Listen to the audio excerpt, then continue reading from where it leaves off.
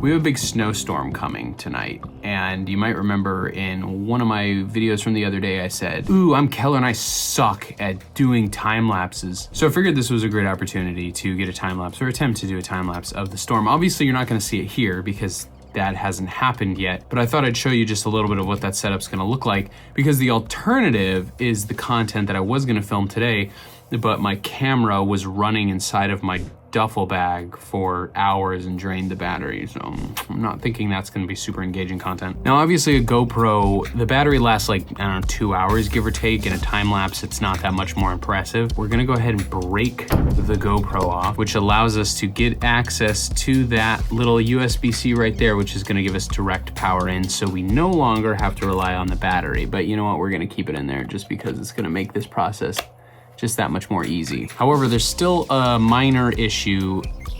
I don't really want that exposed to the elements because the GoPro is no longer waterproof, or in fact even water resistant, because now you're exposing the memory card and the battery components, and I don't want to do that. But I have a modification. This little box that is literally called a media mod. There's a little proxy USB-C connector there, and the GoPro simply fits right into that housing and latches. Now this doesn't make this waterproof, but it does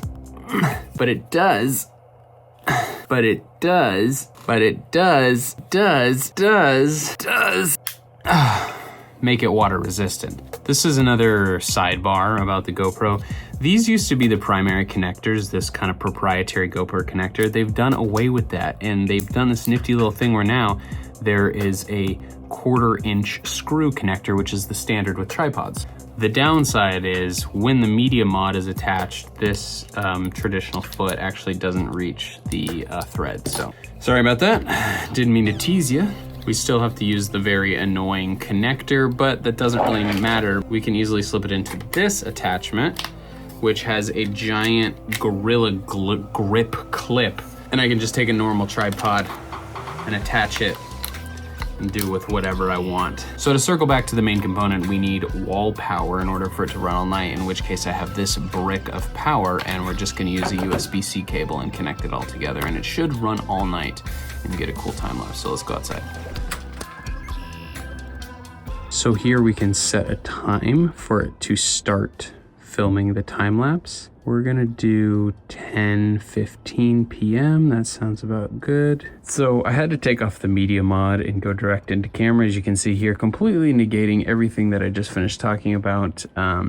But now it is in fact charging. So now we turn it off and it will kick back on when the snow falls, hopefully.